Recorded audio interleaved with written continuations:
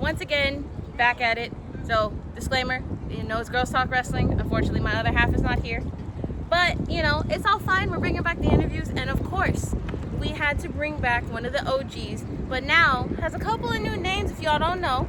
So, he is the golden one of the Texas streets. And he will dunk on your ass. J Fly. Oh yeah. Appreciate you for having me. Of course. Welcome back. It had to bring back the OGs. Of course. At least one OG. Because the other ones don't talk to you know? You gotta show some love. I appreciate you. Go back to the roots. Hey. One of the first people we interviewed, literally the first person we interviewed. Day one. And look, here we are. What, it's been a few years already? 2 years. God damn it, we're old. Oh, man. Correction, he's old, I'm old. A whole nother level. That's all we doing. Yes. All right, so we're going to jump into this. All right. As, you know, we do. Okay. All right, so how much has changed within the 2 years since our first interview? Man, talk about a whole lot. I've been in the gym grinding, putting in that work, you know, representing Hypersonic Wrestling. All the shout out over there. Got great list of help and stuff like that. You know, Coach Marvel, Don Juan, Sho Funaki. I mean, it's just a lot of top tier help and a lot of talent out there. But, you know, I'm not going to dive into that, you know. Wait till a little later to get into that because I got some beef to settle later on tonight. So, you know. That's why we're here. Exactly. We're here for the beef. Anyway, so what's it been like training at Hybrid and basically transitioning into a singles wrestler? Because if y'all haven't watched the first interview, he was in a tag team with his brother. R.I.P. No, he's alive, but still R.I.P. the tag team. The tag team, yeah. R.I.P. The tag team. R.I.P. the tag team. But, you know, a lot has changed. You know, it takes, you know, singles competitor, you know, it's a lot of work that goes into that. You know, you got to polish and sharpen your craft and stuff like that because there's a lot of tough guys out there, you know, to keep up with. You know, just gonna drop a few names like Casey Blackrose, you know, boo. You know, speaking of beef tonight, you know, I'm gonna get my get back. They got me on my birthday, but it is what it is. But yeah, like I said, it's just a lot of polishing my craft and trying to get better, and you know, just to give you the best version of J Fly in that ring, you know. That's what we love to see. Yes. That's what we're here for. Improvement is never a bad thing, regardless of what everyone says. And if someone says that, they're jealous. Oh shit, I forgot to put the disclaimer. My bad. I'm gonna go straight off track, but you know how this is. So if anything we say offends you and you get offended, that says a lot more about you than it does about us. Everything is for jokes and educational purposes, mostly jokes. You know how this channel be. For sure. All right, so what has it been like working with the Texas streets and being under the guidance of people like Don Juan, Chris Marvel, things like that? It's been great. Honestly, like, I thought I was at a subpar good level before, but since joining with the treats, I've just took it to a whole nother level that I didn't know existed. As you can see in the ring, the skills are showing out there, you know. J Fly added a few little moves, that's why you see me dunking on people now, you know. I still got that gritty right here tucked in, of course. Waiting to bring it out, but I'm waiting for the right time. Trust me. I need the gritty bag. That was when it happens, it's gonna be magical. It's gonna be great. I need a little nod some before it hits so I can put it, so I can record. Of course. All right. Kind of trucking along, surprisingly. Yeah. We like to yap, but this is. Would you say you've changed your mindset about being a wrestler, or like who J Fly is? Not necessarily changed my mindset of who J Fly is. More of gained a different type of motivation. Of course, somebody doesn't always want to remain in the same place. You always want to look to take it to a whole nother level, or you know, trying to extend another branch to your foundation and stuff like that. So it's all it is. You know, J Fly is always gonna keep his foundation and just gonna keep adding the big branches along the side, just so I can give you more and more entertainment out there. So in other words, he's gonna keep flying higher. Keep flying higher, baby. I need to add that, like, what's that? R. Kelly, I believe I can fly. As I'm soaring through the sky in that ring. Whee! All right, so given from our last interview, I know you said you and your brother's dream opponents. Now today, who would be your dream opponent? Oh, yeah. Dream opponent. You know, I don't even have to think of that, hesitate. It's Chris Marvel, you know. One of the OGs in the game, you know. It's one of my dream opponents. So hopefully one day I can cross paths in that ring with him and, you know, get blessed with just to be across the ring from him. You know, that's ideally it right there for me. No, that was Chase Owens. Never mind. I was about to say, didn't you take the Marvel special ones? But no, that was Chase. Yeah, Chase. Ugh. Yeah. That, if you were there, you know. But that hurt my soul. I'm no sore loser. You know, hats off to Chase. Chase is one hell of a worker and one of the best out there. So. In other words, he's waiting to get that leg back too. Yeah, I'm waiting. I'm gonna get that dunk next time. Okay, given your recent debut against Chase Owens, official single hybrid debut, what went into that? Like your thought process, your mindset, what did you have to do to get ready?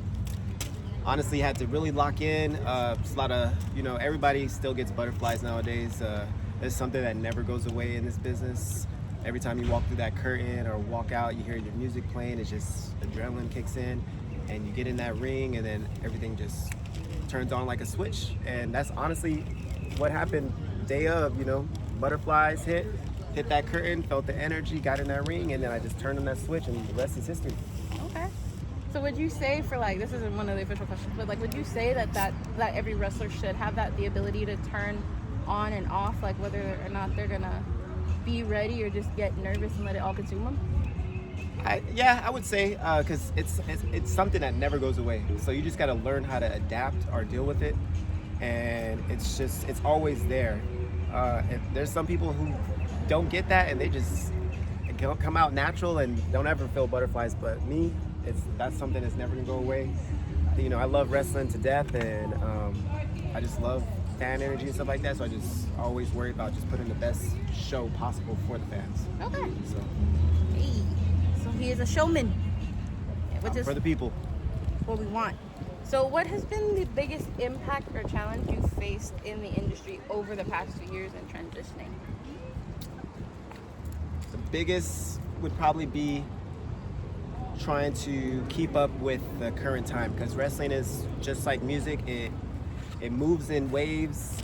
1 minute something is working, the next you gotta change on the quick of a dime, and you gotta adjust and adapt to it. So that's probably been the biggest hurdle, is just trying to keep up with the current flow. You know, pop culture right now is just, you know, one thing is cool for 10 seconds, and then you gotta figure out something else the next. Like what was popular like a month ago or something? Isn't it like that whole like 6-7 thing? Yeah. I know a lot of There's people. some people that still do it. You know, I'm guilty. I can't help myself, but you know.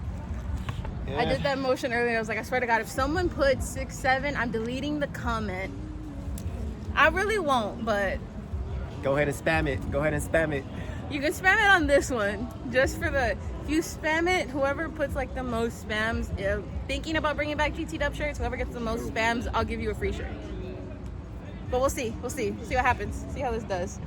Okay, and last question, second to last, because I'm going to come up at the top of my head. Do you have any words of wisdom for someone thinking about joining a school? Joining a school, it'd probably be the best decision in your life, because they're going to guide you and help put you in the right direction as far as like finding yourself, push you to your limits that you didn't know you had before. Physically, mentally, especially with any type of charisma and stuff like that. Everybody could use a little help on that. It's super beneficial in every sort of way.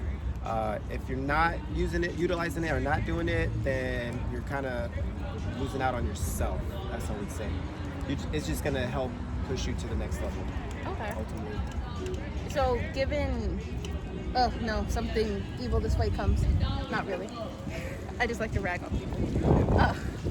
So given everything and the things that you've been through, the process and the changes and everything, what would you say has stuck out the most? Like, was it like you felt like you had good in-ring, that you had like good cardio, and then like reality check kind of set in, or what would you say? I would say that for sure. I thought I was in decent shape before, but since joining and putting in the work every week and just continuously training, now I see where I was at before and where I'm at now, which is a whole different person. And I feel like I can honestly try to keep up with the best out there, you know, and I'm confident in saying that and agreeing with that.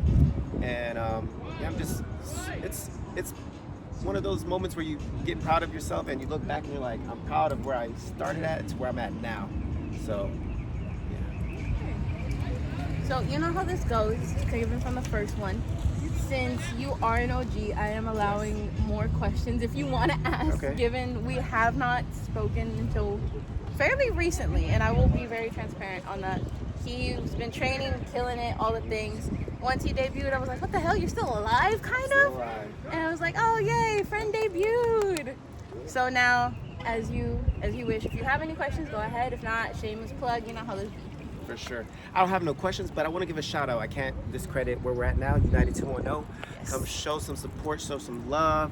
One of the best shows out here, along with Hybrid School of Wrestling. So, you know, it's always love here.